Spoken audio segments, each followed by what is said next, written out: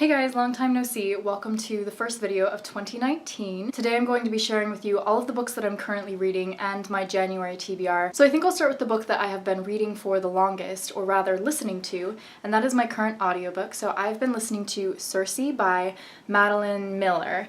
Now, I recently listened to The Song of Achilles by Madeline Miller on Audible. I absolutely adored it. The voice actor was perfect. Her writing was so beautiful. The way she describes things is so unique. She'll say something and you wouldn't have thought to say it yourself, but it makes complete sense. So the way she strings her words together is just incredibly unique and interesting, and I really enjoyed it. So I immediately picked up the companion to that, which is Circe, and so far I'm about halfway into it. I have 6 hours remaining, but I do listen to it on 1.25 speed, so it will be a little less than 6 hours left. And I'm really excited to finish that up here soon. Next, I want to talk about the first book that I actually completed of the year, and that is A Love Letter from the Girls Who Feel Everything. This is co-written by Brittany C. Cherry and Candy Steiner, who are both authors with several series under their belts, and it's just a very, very slim poetry collection about love and loss and strength and empowerment.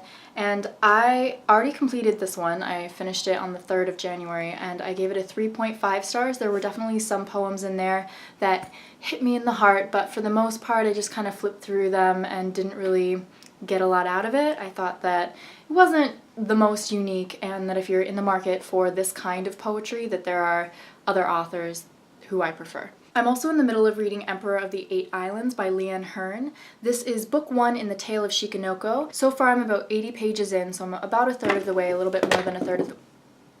Oops. Anyway, a little more of a third of the way, a little more than a third of the way through this book.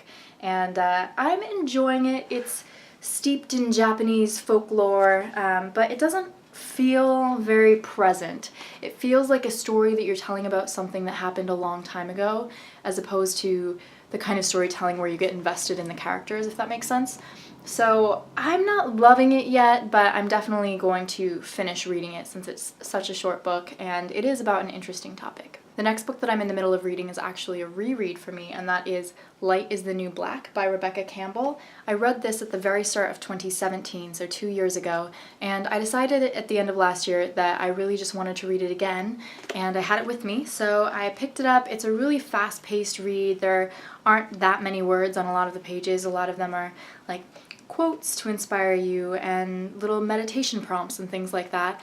And it's, again, it's not my favorite self-empowerment type book, but it does have a lot of interesting information, and it's always good to remind yourself of this kind of information. So I'm enjoying my reread of it. I'm on page 204 out of 288. So I'm getting pretty close to the end of that. Should be able to finish it up here probably this weekend. I'm also in the middle of reading City of Brass by S.A. Chakraborty. I started reading this book in September. It's January. What is wrong with me? I made it 322 pages of the way into this book and then I just stopped reading. And I'm really fascinated by Egyptian stories and Egypt as a culture, and I have no idea why, and the word I was looking for is Egyptian mythology back there. Anyway, Reagan from Reagans Project is the first one who I watched who absolutely adored this book, and I just am having a hard time with it. It feels like a struggle for me. The pages are long, it feels like there's a lot of exposition. It's probably a good setup book for a series, but it just feels like a lot, and there are so many characters that it's a little bit overwhelming for me, and it could be because I don't oftentimes read high fantasy novels, and this is an Egyptian high fantasy, and I don't know, I'm not really getting into it, but I decided that I want to finish the books that I've started, so this is on my January TBR. I have about, 200 pages left? Something like that? Yeah, I have a little more than 200 pages left, so I should be able to finish this up this month. Unless something jaw-dropping happens at the end, I probably won't continue with that series though.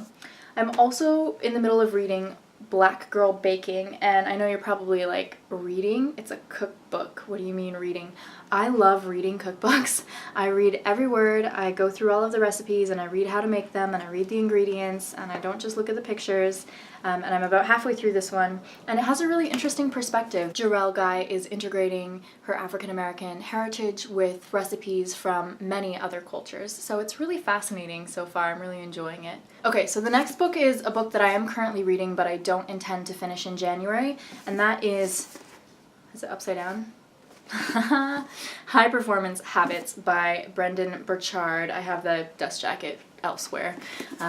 Anyhow, this book is about the 5 things that you ought to do if you want to be a high-performing individual in your work and life.